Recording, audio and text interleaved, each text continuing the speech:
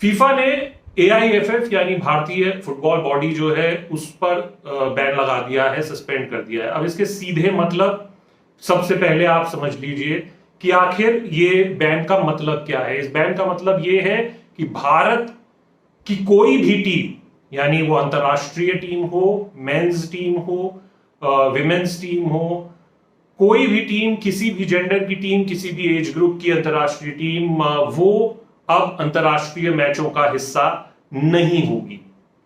तो ये सबसे बड़ा इंपैक्ट भारतीय फुटबॉल को पड़ने जा रहा है, जो कि अभी बिल्कुल जो सीधा इंपैक्ट पड़ेगा गोकुलम केरला AFC कप में जो हिस्सा लेने जा रहे हैं वहां पर असर पड़ेगा। अब आती है बात कि अंतरराष्ट्रीय मैचों में भारतीय टीम कोई भी किसी भी तरीके की हिस्सा नहीं ले सकती। भारतीय खिलाड़ी किसी भी अंतरराष्ट्रीय मैच या जो वो क्लब्स के लिए खेलने जाते हैं उन पर भी असर पड़ेगा, क्योंकि रिकग्नाइज नहीं है। इसके अलावा आप जो सबसे बड़ा असर, जो इमीडिएट इंपैक्ट देखने को मिलेगा, वो ये कि जो भारत में आयोजन होना था फीफा वर्ल्ड कप का, अंडर 17 विमेन्स वर्ल्ड कप, जो कि 11 से 30 अक्टूबर को ये होना है, वो अब भारत होस्ट नहीं कर सकता। इसका सीधा इंपैक्ट ये। अब हुआ क्या, आखिर ये बैन लगा क्यों है? असर आपने जान लिया कि असर क्या पड़ने जा रहा है, और इसका लॉन्ग टर्म इंपैक्ट भी होगा। और इसमें सबसे बड़ी चीज आप ये समझिए कि ये 85 वर्ष हो गए, और ये भारतीय, ये रिकग्नाइज बॉडी है, फीफा है, फुटबॉल फेडरेशन है। 85 वर्ष में पहली बार ऐसा हुआ है जब भारत पर यह बैन लगा है। फीफा के जो नियम है वो तो बदल नहीं सकते।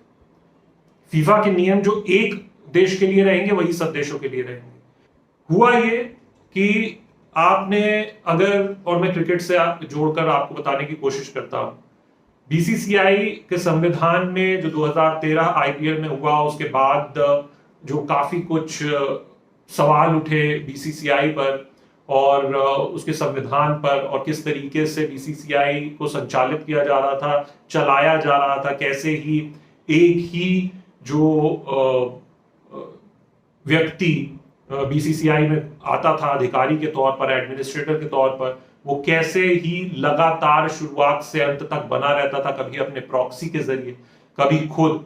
तो वो नियम बदले गए, committee of administrators I, supreme court ने वो गठित की, और उसके बाद नियम बदले गए।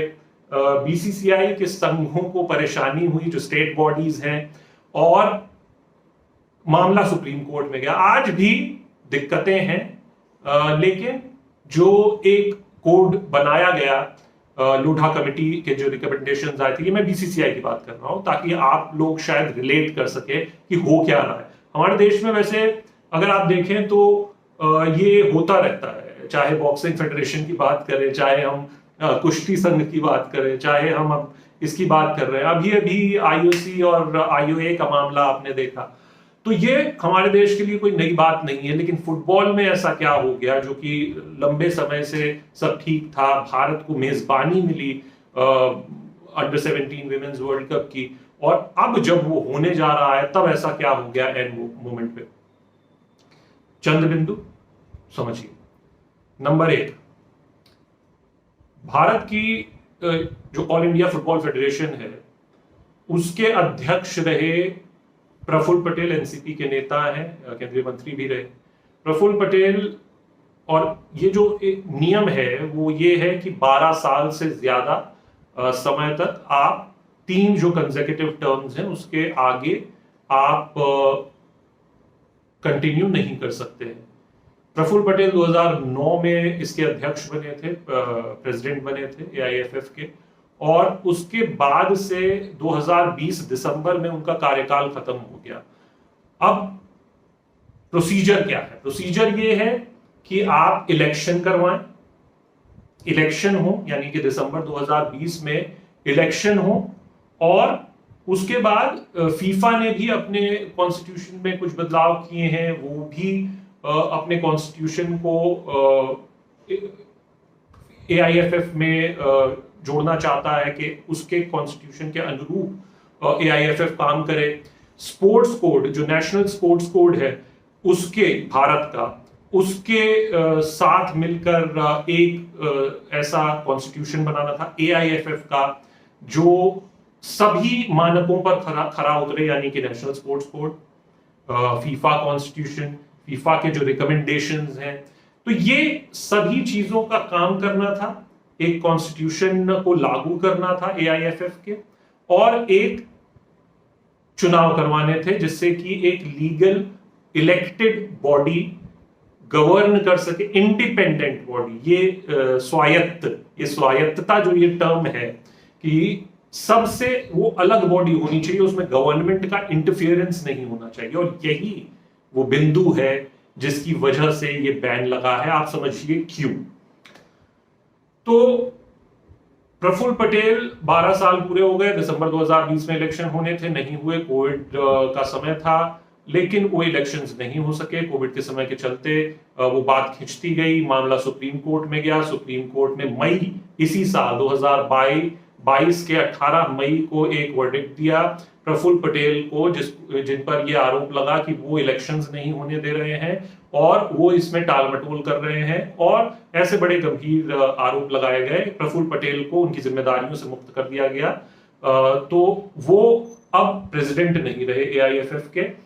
एक committee of administrators AR Dave जो कि उनकी अध्यक्षता में बना दी गई, 3 मेंबर्स की COA, जो कि अब इस AIFF के चुनावों की देखरेख के चुनाव हो जाए, सही तरीके से चुनाव हो जाए, और उनके जो डेली अफेयर्स हैं तब तक उसको रन करेगा। इतना बात आपको समझ में आती है। यहां तक भी सब ठीक था, क्योंकि फीफा की बॉडी आती है इस साल अंडर 17 का विमेंस वर्ल्ड कप, जैसा कि मैं बार बार कह रहा हूं, वो होना है 11 से 30 अक्टूबर। फीफा की बॉडी आती है, जो स्टेट एसोसिएशंस हैं फुटबॉल की AIFF के अंदर जो आती हैं, अलग अलग राज्यों की, उनके 7 मेंबर का उनका एक पैनल बनाया जाता है, एक COA और एक फीफा के जो रिप्रेजेंटेटिव भारत आए हैं। इन तीनों के बीच में मुलाकात होती है, बैठक होती है, और सभी एक बिंदु पर सहमत होते हैं। अब काम क्या रह गया? काम रह गया कि आपको एक कॉन्स्टिट्यूशन, एक फाइनल ड्राफ्ट कॉन्स्टिट्यूशन का बना के सुप्रीम कोर्ट को सौंपना था। यह काम था COA का, जिसमें कि सुप्रीम कोर्ट अपना अप्रूवल दे, और अप्रूवल देने के बाद फिर वो कॉन्स्टिट्यूशन लागू कर दिया जाए, चुनाव हो, एक आधिकारिक नई इलेक्टेड बॉडी आए, और सब कुछ जैसा कि कहते हैं चंगासी, सब अच्छे तरीके से हो गया। लेकिन ऐसा हुआ नहीं।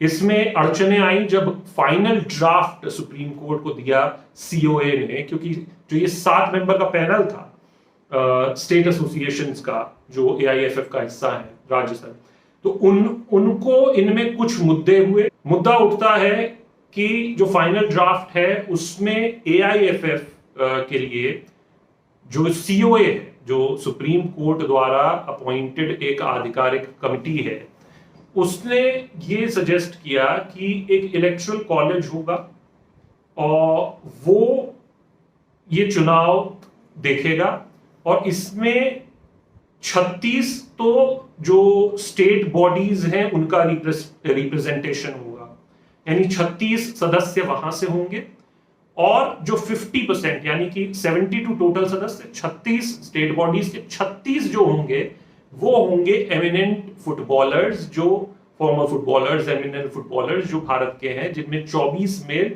12 फीमेल, और ये इलेक्टोरल कॉलेज बनाएगा और इनका से होगा।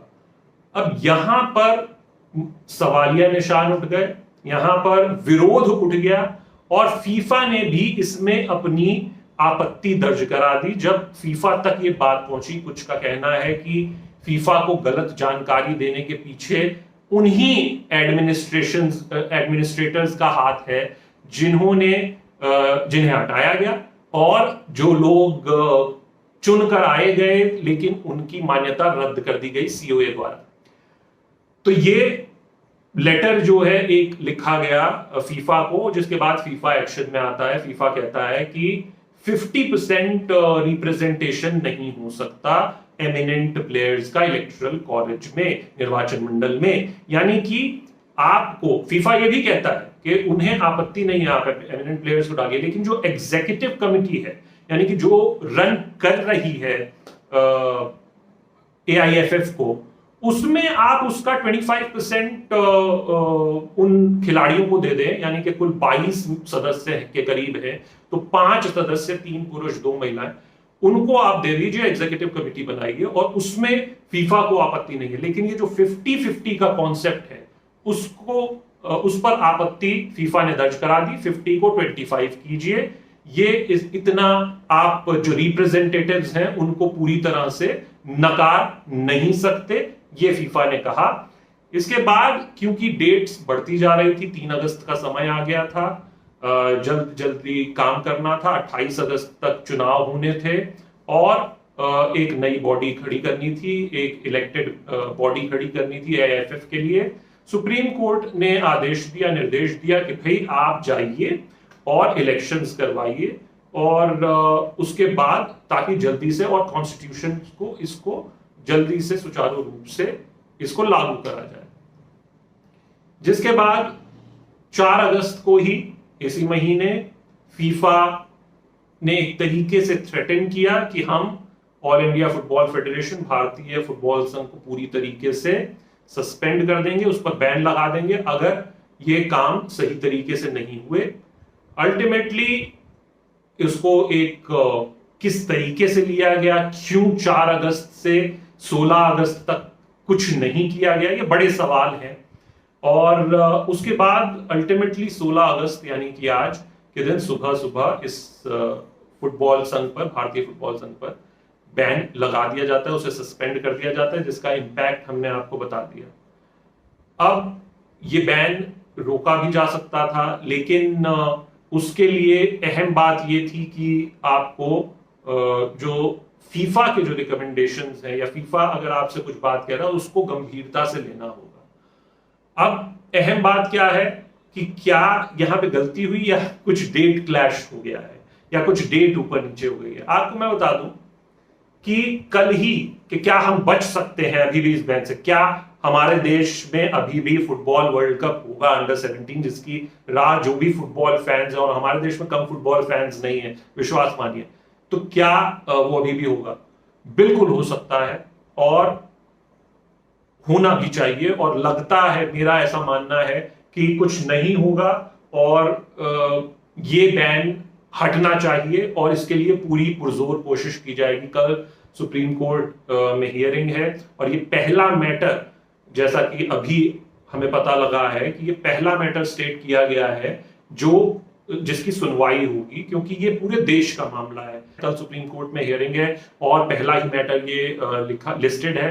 माना यही जा रहा है कि कल जिस तरीके से, जो सूत्रों के हवाले से खबर है, वो ये कि जो ये 36 एमिनेंट प्लेयर्स का जो इलेक्टोरल कॉलेज में उनकी जो 50% से है, उसको हटा दिया जाएगा, और जिस तरीके से फीफा के जो रिकमेंडेशंस हैं, जैसा उन्होंने कहा है कि एक जो बॉडी है, इलेक्टेड बॉडी, वो गवर्न करेगी, वो इलेक्ट होके मेंबर्स आएंगे।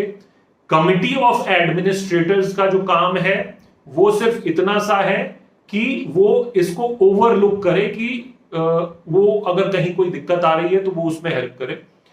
वो पूरे इलेक्शंस नहीं करवा सकती, उसको AIFF के अंदर से ही ये इलेक्शंस करवाने होंगे, और जो मेंबर्स हैं उनकी भी आपको रिस्पेक्ट करनी पड़ेगी, वरना फीफा इसको थर्ड पार्टी इंटरफेरेंस मानेगा, अनड्यू इन्फ्लुएंस मानेगा, जैसा कि उसने अपनी स्टेटमेंट में कहा है। तो ये दोनों चीजें आराम से सारे पक्ष जब बैठेंगे, यानी कि जो स्टेट एसोसिएशंस है, जो उनका 7 मेंबर का पैनल है, जब जो COA है, सुप्रीम कोर्ट में हियरिंग है, फीफा के जो रिप्रेजेंटेटिव्स आए थे, उन्होंने जो रिकमेंडेशंस दिए हैं, फीफा ने जो बात कही है, ये 3-4 जो पक्ष हैं वो इसको देखेंगे। सुप्रीम कोर्ट जब कल देखेगा, तो मुझे ऐसा लगता है कि ये इशू सॉल्व होना चाहिए। वो भी चाहते हैं कि यहाँ पर वर्ल्ड कप हो, और लास्ट मोमेंट पे सारी चीजें शिफ्ट करना फीफा के लिए भी आसान नहीं होने वाला है। हाँ, अगर उनके नियमानुसार चीजें नहीं होती तो उन्हें वो कदम उठाना पड़ेगा, क्योंकि कल उठकर कोई भी देश या कोई भी बॉडी ऐसा कह सकती है, जो फीफा का मेंबर है, वो ऐसा कह सकती है कि हम इस नियम को नहीं मानते, हम इस नियम को इस तरीके से करना चाहते हैं तो वो भी एक वर्ल्ड बॉडी के लिए अच्छा नहीं है। तो ये कुछ पहलू थे जिसमें हमने बात की है। इन केस आपको लगता है कि आपको कोई और सवाल है इससे जुड़े हुए या आप कुछ और बात कहना चाहते हैं, जरूर लिखिए और हम उन सवालों का जवाब देने की कोशिश करेंगे। धन्यवाद।